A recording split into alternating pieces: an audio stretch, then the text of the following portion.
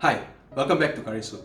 Today I'm going to be sharing with you how to provide first aid in seizure patients. I promise, knowing these 6 simple steps will assist you in literally saving someone's life. Imagine being in a situation where your family members, friends, colleagues, or even a total stranger suddenly starts seizing up. After this video, you could be the one who ultimately saves their life. So, here we go. The first and the most important step is to be relaxed. Be calm. This is the most important step. I can't emphasize this enough.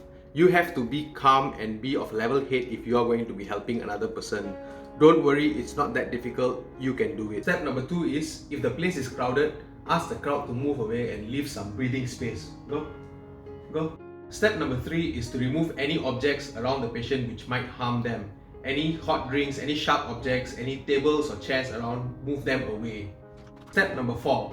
Turn the patient to their sides. This is because patients who are having seizure often start drooling saliva, or more commonly known as foaming in their mouth. So when the patient is looking up and seizing, there's a high chance that they might choke on their own saliva. Step number 5 is to support their head. If you have any clothes or anything soft to put under their head, please put under their head and support their head. And step number 6 is to observe everything. This step is equally as important as steps 1 through 5. You will need to observe everything. A simple way for you to remember is TEPID, T-E-P-I-D. So, the time, which is the most important. How long did the seizure occur?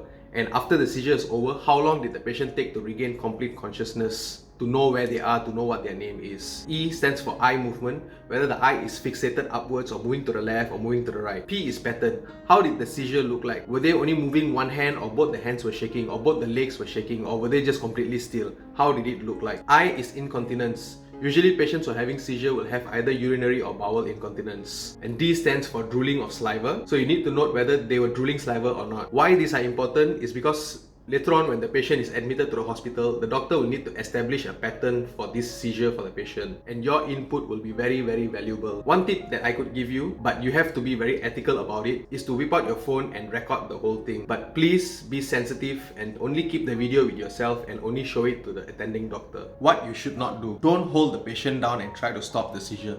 This could hurt you and also hurt the patient. Don't try to put anything inside their mouth. Regardless of whether they are already biting their tongue or not, don't try to open it and don't try to help them. This might just make the condition worse. They might just bite their tongue again. So don't try to put anything inside their mouth. Don't give them any water or food until they are completely conscious. This may take up to 10-20 minutes sometimes. So take your time, but do not feed or do not give them drinks too early. This might harm the patient even more. When should you call the ambulance? There are 3 situations where you should call the ambulance. First is, if this is the first time that person is having a seizure, or you do not know this person and all of a sudden they're having a seizure, so you won't know if it's the first time, just call the ambulance just to be safe. Next, if you already know this person has seizures occasionally and the seizure lasts more than 5 minutes in this particular episode, or even though if it's short but in very frequent intervals, you should call the ambulance immediately. Next, you should call the ambulance if the patient is seriously injured or starts vomiting.